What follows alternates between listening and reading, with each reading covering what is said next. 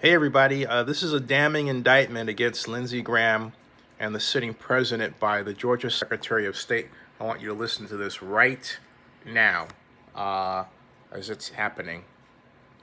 Narrow loss in the state to President-elect Biden. Let's discuss with the Secretary of State of Georgia, Raffensperger. Mr. Secretary, thank you so much for joining us. There's several specific issues I want to get to. You described to the Washington Post a conversation you had with Republican Senator Lindsey Graham on Friday. You came away with the impression that he essentially wanted you to look for ways to toss out mail-in ballots. What exactly did he say to you? Well, he asked if the ballots could be matched back to the voters, and then I got the sense it implied that then you could throw those out. And he really would look at the counties with the highest frequent error of signatures. So that's the impression that I got.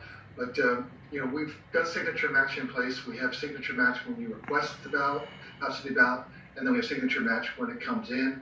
And then with our new online absentee ballot portal, that has photo ID. And so we feel very confident that the election officials have done their job. And that's what they're charged to do, is do their job and make sure the signatures match. I just want to be clear on this, Mr. Secretary. You say Senator Graham wanted you to find ways to get rid of legally cast ballots because CNN asked him about these allegations. He denied them. He says that's ridiculous. His words, that's ridiculous. Well, it's just an implication that look hard and see how many ballots you could throw out. And I think that they were looking at that as part of a court case. And one actually was subsequently filed, wasn't it? The president, as you well know, has attacked you personally. He's calling the Georgia recount, and you're in charge of that. He says it's a scam, a waste of time. You're the man in charge of that recount. Are those words you'd use to describe it? How's it going, the recount? Well, what we decided to do is 100% risk limit audit. And we decided also, as part of that, to do 100% manual retally. So we are, in effect, hand recounting all those ballots. And so some counties are coming with zero changes. And yet today in Floyd County, we found about nearly 3,000 votes, about 800 plus for President Trump. And that's why you do an audit, to make sure that every vote is accurately counted.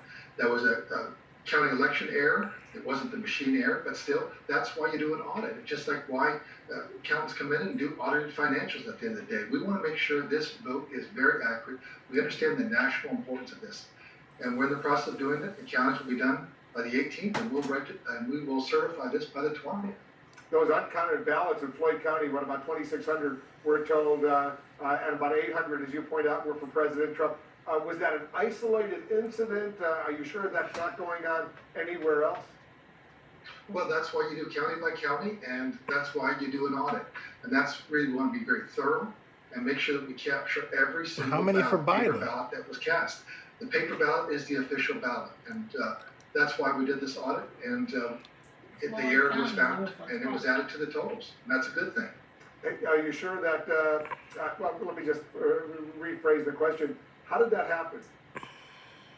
The counties just didn't upload one of the files. It was just an error on their part. It was scanned properly, it was tabulated properly, but then that total was not added up to the county totals. So we've talked to the county election director already. In fact, one of our senior members of our team has asked for his resignation because it's a big error. Right. That's something that it's really it's rudimentary. It's not something that shouldn't happen, but it did.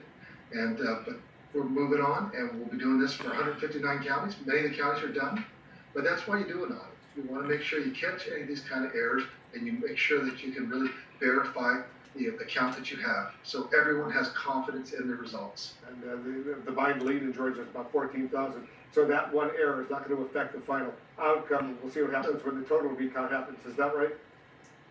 Exactly. Many of the counties are done. We just continue on that process, but it does get President where he needs to be. You also told the Washington Post, Mr. Secretary, that you and your wife have actually faced death threats over the election results. So this is you're quarantining right now after your wife tested positive for coronavirus. So how are you both doing? I assume you're still negative. Is that right? I'm still negative.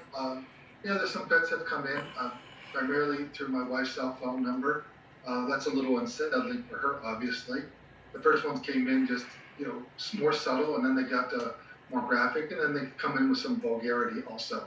And so, we always think I'm on this side of the aisle, obviously, and you always think that your side wears the white hats, but people are really upset about this. And at the end of the day, I understand how contentious it is. We're going to follow the process. We follow the law. The results will be what they are. I'm going to probably be disappointed because I was rooting for the Republicans to win, obviously. But I have a process. I have a law that I follow. Integrity in this office matters. You're absolutely right, and we're grateful to you, and you are a Republican, and we'll watch it very, very closely. Good luck to you. Good luck to your wife.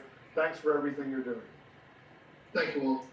Wow, and I have to say that was I thought, very notable and brave of the Georgia Secretary of State to step forward and say what he said.